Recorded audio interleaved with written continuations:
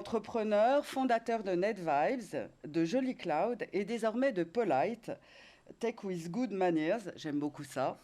Il explore la question de l'Internet après mobile et réseaux sociaux, où les questions de géopolitique et de souveraineté des États vont faire partie de l'équation numérique. Tariq, c'est à toi, la zapette est là. Ah, super. Bonjour à tous. Merci pour cette introduction. Je vais continuer en fait dans la litanie de bonnes nouvelles, hein, comme tu le disais tout à l'heure.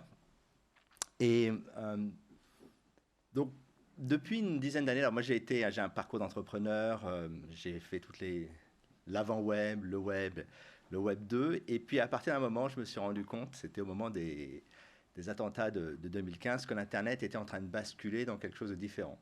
Et aujourd'hui, quand on regarde l'intérêt du web, il y a deux choses principalement qui intéressent les gens. Il y a le monde du web 3, de la crypto, et les gens qui pensent que le web est en train de se géopolitiser, et je fais plutôt partie de cette frange.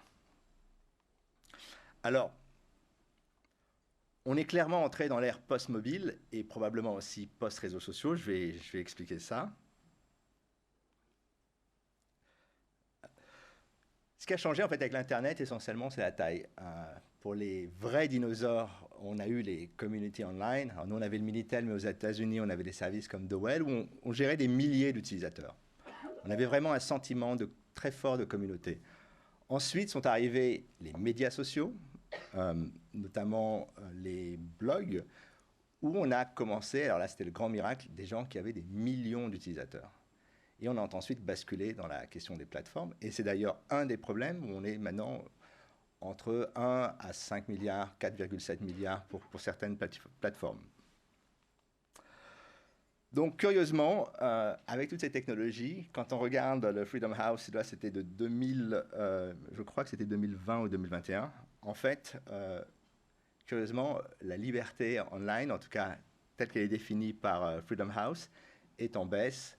Alors, on peut imaginer que ce qui s'est passé avec les États-Unis, le Covid et la question de la désinformation fait qu'on peut aussi se poser des questions sur le rapport, évidemment, que l'on a à la liberté.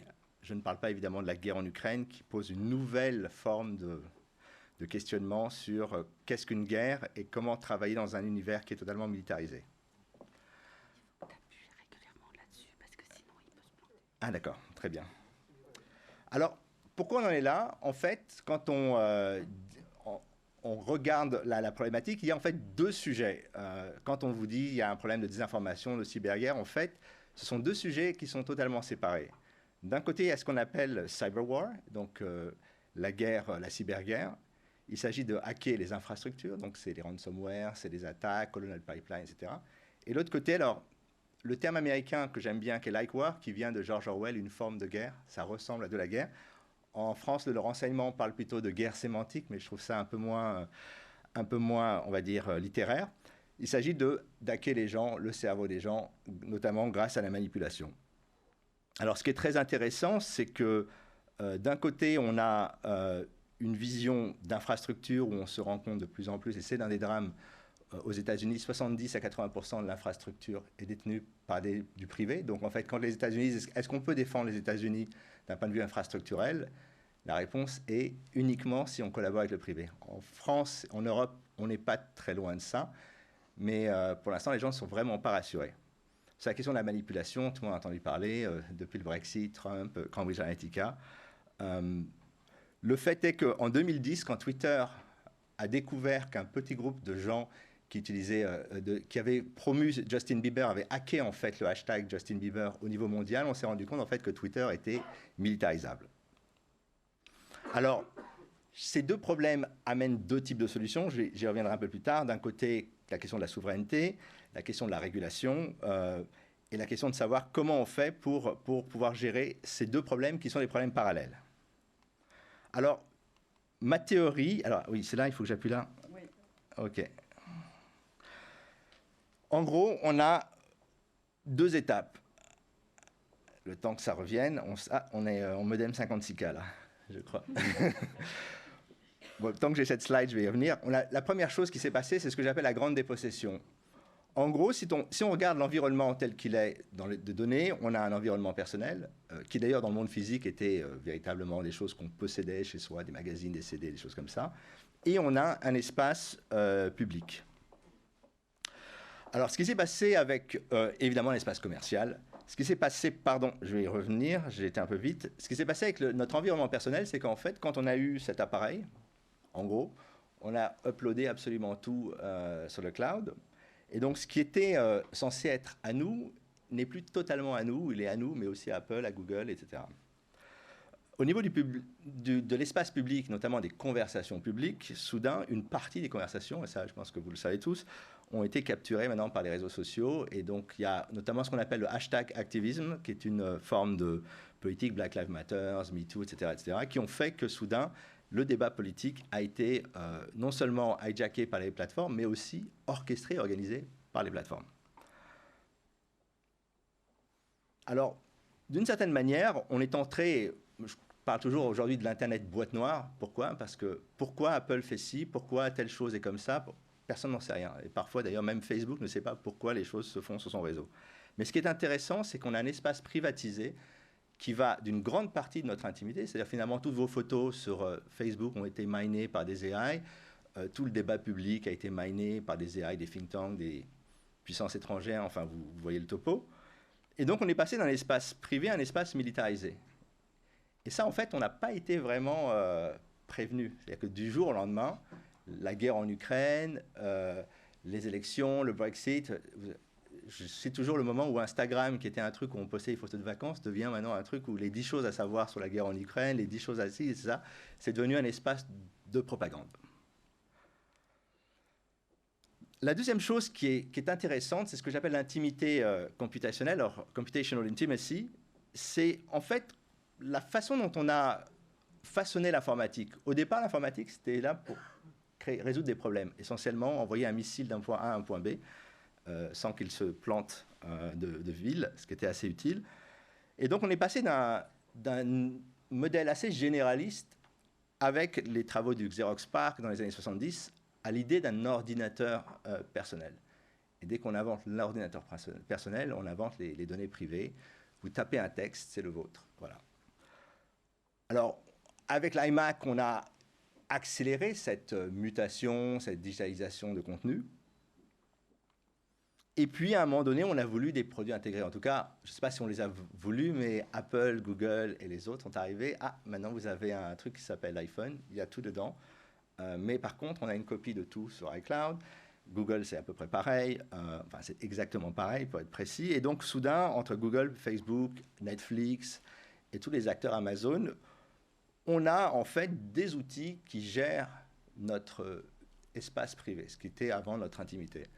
Et donc, quand ils les gèrent, ça veut dire qu'ils sélectionnent, ils organisent les photos, ils organisent les contenus, ils utilisent les photos pour travailler. Donc, cette computation en permanence de notre intimité est quelque chose de nouveau et quelque chose qu'on a, à mon avis, sous-estimé. Parce que ça a eu un impact sur les gens. Parce que quand vous vous retrouvez avec des gens qui sont maintenant totalement burn-out, c'était le cas en 2016, en 2015 en Angleterre, et probablement en ce moment, parce qu'on a en fait utilisé d'une certaine manière leurs données. Et le paradoxe, c'est que non seulement on a notre vie privée dans le cloud, mais elle est locked, puisqu'on n'a pas accès à ces données. Elles sont quelque part, elles sont fragmentées, on ne sait pas vraiment qui les possède, comment les sortir. C'est d'ailleurs un des problèmes. La RGPD était censée, article 20, proposer ce qu'on appelle la portabilité des données, et en fait, pour l'instant, ce n'est pas vraiment le cas. Alors, très rapidement, quand je te disais tout à l'heure que je travaille sur Polite, moi, ce qui m'intéresse aujourd'hui, c'est de voir comment reprendre le contrôle, non pas des données, puisqu'elles sont dans des silos différents, mais comment construire une portabilité et une unité de cet ensemble de choses qui sont censées être notre vie, donc qui sont censées, d'une certaine manière, nous appartenir. Alors, ce qui se passe aujourd'hui, c'est qu'avec... Alors, j'aime pas le terme d'intelligence artificielle, parce que c'est un terme qui, a priori, ne veut rien dire, mais plutôt de machine learning. Ce qui s'est passé, c'est qu'en fait, on a commencé à faire des expériences de machine learning, et d'une certaine manière, ce qui était en train de se passer, c'est que non seulement on a reprogrammé nos cerveaux à partir des informations. Prenez un exemple, quand vous tapez un texte aujourd'hui, on est déjà en train de vous donner le mot que vous allez écrire, et à la fin, vous pourriez quasiment, ça m'est arrivé plusieurs fois de taper un email uniquement en faisant next, next, next. Je ne savais pas. Souvent, ça marche parce qu'on est assez prédictible. Mais de l'autre côté, ce qui est fascinant, c'est qu'une partie du travail qui se fait aujourd'hui chez les grandes plateformes, c'est que dès lors que l'on a tous ces insights, on peut créer des mondes simulés, donc ce qu'on appelle des look-alike worlds, donc une compression du monde, un monde totalement virtuel, qui échappe d'ailleurs, entre parenthèses, au RGPD. Et on commence à analyser et définir, j'allais dire, la façon dont vous organisez votre vie. Et d'une certaine manière, c'est ça qui est très intéressant, c'est que ce monde simulé, désormais, alimente le monde réel et vice-versa. Quand on parle de métaverse, d'une certaine manière, c'est juste formaliser cette virtualisation, cette couche de virtualisation qui existe autour de nous en tant qu'individus. Et donc, un des grands enjeux va être cette reprogrammation. Le dernier point qui est peu connu, c'est on parle beaucoup de warfare, mais on parle assez peu en France de lawfare. C'est comment utiliser la loi comme arme. Alors aux États-Unis, depuis la guerre froide, tout existe pour analyser tout ce qu'il y a sur les clouds européens et surtout à l'époque soviétique, donc que ce soit la FISA, le Patriot Act. En Chine, on a la même chose avec le Chinese National Act, le Cloud Act, qui, comme vous le savez, maintenant permet d'exploiter chez un GAFAM ou un acteur qui paye en dollars ou qui est basé sur des juridictions américaines d'avoir accès à certaines données. Et puis la question de la régulation de l'AI. Alors, ce qui est très intéressant, c'est qu'en Europe, on est en train de travailler sur ces questions. Alors, on a une approche un peu différente. Moi, je reste persuadé que la raison pour laquelle l'IA est très impliquée en Chine et aux États-Unis, c'est quand vous prenez les budgets d'IA et les budgets militaires, vous faites en fait le ratio, l'IA est une technologie de guerre. C'est d'ailleurs à tel point que quand vous écoutez quelqu'un comme Peter Thiel, qui était au board, je crois qu'il vient de démissionner, je crois, de Facebook, mais qui était fondateur de Palantir, expliquait que non seulement c'est une technologie militaire, mais demain, quand vous financez des labos en Chine et qu'une partie du travail que vous avez financé va se retrouver dans la copie chinoise du F-35, et qu'un jour un F-35 chinois et un F-35 américain se retrouveront peut-être autour de Taïwan, et ça c'était hypothétique il y a 10 ans, mais maintenant ça devient assez possible. Qu'est-ce qui se passe? Est-ce qu'on a contribué à armer l'ennemi? Donc c'est une vraie question. À côté de ça, vous avez aussi la question de l'énergie, du lithium, des puces qui pose une véritable question. C'est est-ce qu'on est capable d'être des leaders quand on n'a plus accès aux matériaux de base? Et la question qui se pose par rapport à la Chine, c'est que d'une certaine manière, la raison pour laquelle on s'est toujours planté sur la Chine, puisqu'on a mis des VC, on a investi, on a créé des filiales, l'idée c'était que le capitalisme allait les convertir, c'est la théorie de Fukuyama, en une démocratie occidentale. Mais la réalité, c'est qu'en fait, la Chine, qui est désormais autonome, à part les chips de TSMC, donc les fameuses puces qu'on a dans les téléphones et dans les ordinateurs, est en fait déjà totalement self-sufficient depuis 2012. Et ce qu'expliquait en fait le prof de Fukuyama dans son livre, c'est qu'en fait, eux voulaient juste la technologie pour se moderniser, et leur modèle, qui est notamment le crédit social, entre autres, utilise la technologie, mais en fait, on ne change pas, on reste qui on est. On peut se poser la même question vis-à-vis de la Russie. Les pays restent ce qu'ils ont, les technologies ne leur servent juste qu'à renforcer ce qu'ils sont. Alors, très rapidement, le point actuel, qui est probablement un des points sur lesquels vous avez travaillé, c'est que comment l'Europe s'émancipe de cette question. Alors, vous avez sûrement suivi la question du Cloud Act, du Privacy Shield, qui est en fait la possibilité pour les États-Unis de récupérer l'ensemble des données. C'est un accord global, c'est un accord qui désormais a été dénoncé, c'est un accord qui fait que Google Analytics et plein de services, comme vous le savez, sont potentiellement illégaux, ce qui va poser en fait un énorme problème. En tout cas, c'est très bon pour les avocats, c'est moins bon pour les acteurs du business, mais on est dans une problématique assez complexe, c'est qu'on n'a pas de juridiction stable sur les données aujourd'hui. Si on vous dit que c'est le cas, c'est faux. Aujourd'hui, on ne sait absolument pas. Est-ce que le nouvel accord qui a été annoncé, dont on parle de gaz contre données, puisque les États-Unis nous donnent du gaz et en même temps demandent de renégocier, est-ce que ça va être cassé ou pas? Personne n'en sait rien pour l'instant. Alors, le point que j'allais faire en conclusion, c'est que d'une certaine manière, Aujourd'hui, on rentre dans une nouvelle phase d'instabilité. C'est qu'on a eu 20-25 ans d'Internet flat, où on peut faire le produit en Californie, on le distribue dans le reste du monde, c'est le même produit partout. Aujourd'hui, c'est plus possible. Vous vouliez vendre des iPhones, vous vouliez vendre des iPhones en Russie, pardon. Il fallait enlever toutes les applications pro-Navalny. Vous voulez en Chine, il faut enlever les VPN, vous voulez faire telle chose. En Europe, vous devez régler la RGPD, pardon. Donc, on se retrouve désormais dans un Internet qui est très géopolitisé, avec des règles différentes. Et ça, c'est une complexité que l'on n'avait pas anticipée et sur laquelle on va devoir, d'une certaine manière, réfléchir et dans vos business ou dans votre réflexion, de vous informer un peu sur la manière dont ça va s'organiser, parce que ce n'est pas encore clair. Et d'une certaine manière, ça va être, à mon avis, une dizaine d'années là qui vont être très, très complexes à naviguer. Alors, il y a des certitudes, c'est que les gens vont continuer à utiliser l'Internet, mais il va y avoir des coûts nouveaux, des personnalisations, on va avoir un splinternet peut-être entre la Russie, la Chine et l'Internet occidental. Donc il y a plein de variables ouvertes. Et puis sur ceci, j'espère ne pas été trop long. Je vous remercie.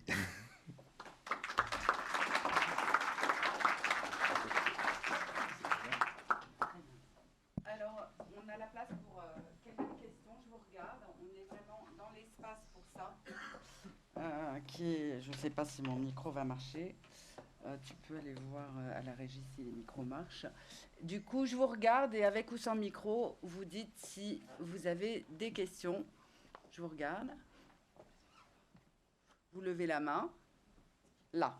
Moi, j'étais curieux de savoir, pardon, Nicolas Riel de Criteo, c'est Pilot, Polite. Et du coup, qui a un travail sur l'interopérabilité Le micro 3, là, il fonctionne pas. En fait, il faut le mettre près de la bouche, mais là, ça marchera jamais.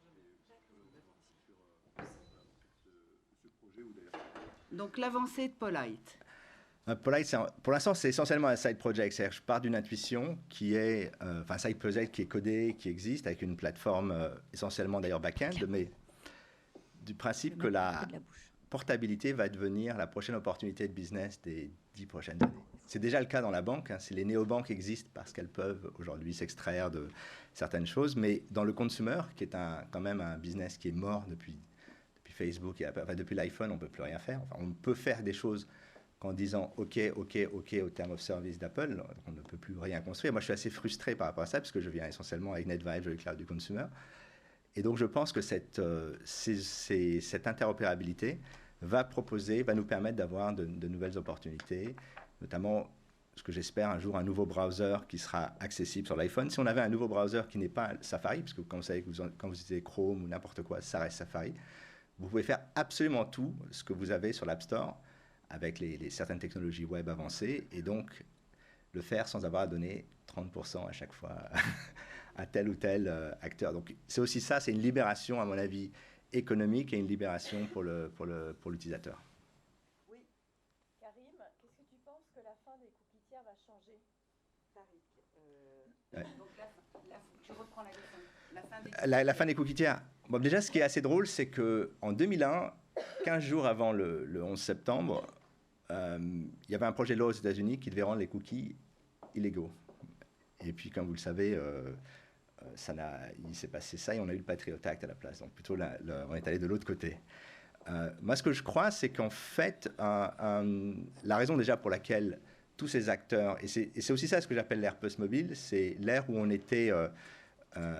avait une capacité de connexion grâce au browser. Aujourd'hui, cette connexion est en train de s'éteindre. Elle ne s'éteint pas sur le device parce que vous avez des outils qui vous permettent d'une certaine manière de le faire, mais ces outils sont contrôlés par Apple et Google. Ce qui est intéressant avec le Web 3, ou en tout cas une partie de ce qui se dit être le Web 3, ça va être ce qu'on appelle les identités décentralisées. C'est que finalement, vous êtes en charge de votre identité. Et donc, vous pouvez ensuite aller sur des services différents avec votre identité propre. Je donne toujours cet exemple. Le jour où Facebook, vous vous rappelez quand Facebook a été down pendant 4 heures, 5 heures, je voulais prendre un vélo et en fait, je me suis rendu compte que mon compte était attaché à Facebook et donc je ne pouvais plus utiliser ce vélo. Donc, j'ai délégué mon identité à un acteur tiers et ça pose de vrais sujets. Et aujourd'hui, à une ère où notre identité, c'est ce qui nous définit sur le réseau, la confier à un tiers qui n'est pas si de confiance que ça, parce qu'on l'a vu, hein, j'en ai un exemple un peu extrême évidemment, mais en Afghanistan, le gouvernement afghan, quand les talibans sont arrivés, était sur Google Workspace. Ils ont été déconnectés en 24 heures, c'est-à-dire qu'on a un bouton, plus aucun des écrans n'était connecté, plus aucun accès aux données. Si on part de l'idée que je suis une personne et que demain j'ai un sujet ou un problème, qu'est-ce qui garantit mon identité? Qu'est-ce qui garantit? Et l'identité est très importante parce que c'est ensuite cette identité qui peut être mise en contact avec les différentes marques, les différents services de l'Internet. Aujourd'hui, on passe par des tiers et ces tiers ont totalement démonétisé la confiance. Mais surtout, il y a quelque chose qui ne va pas, quelque chose de pourri au royaume de l'Internet aujourd'hui, c'est que nous ne sommes pas en contrôle de nos données et de notre identité. Donc, c'est plutôt une bonne chose. Une dernière question, je vous regarde. Profitez-en.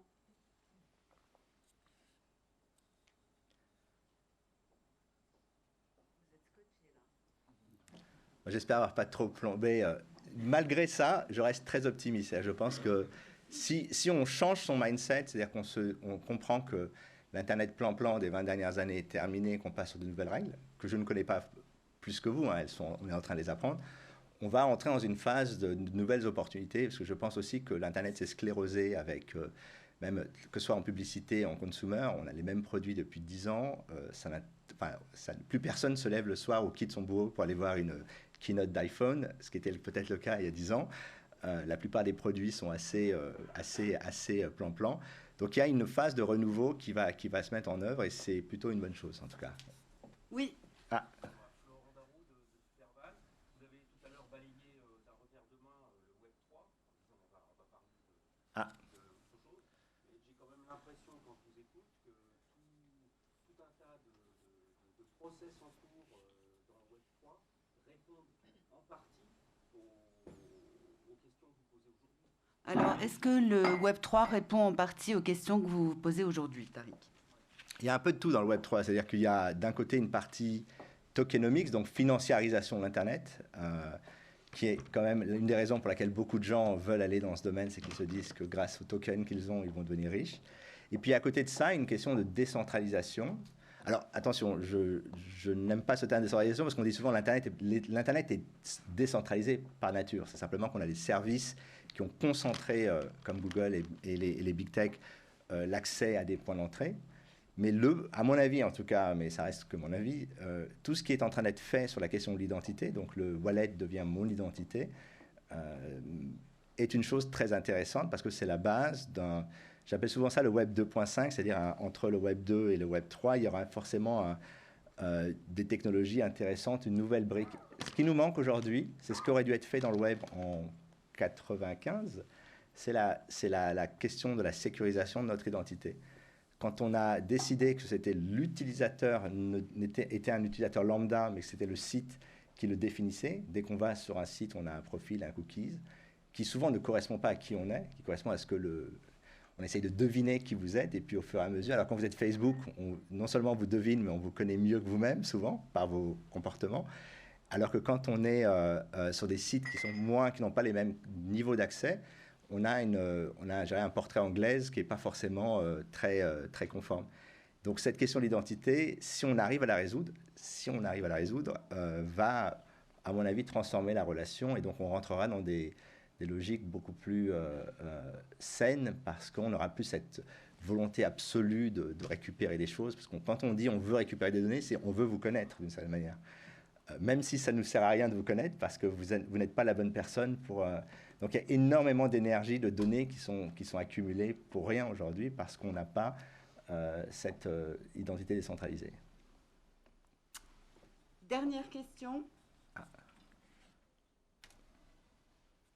Dernière question, on aura une pile aux amandes à la pause.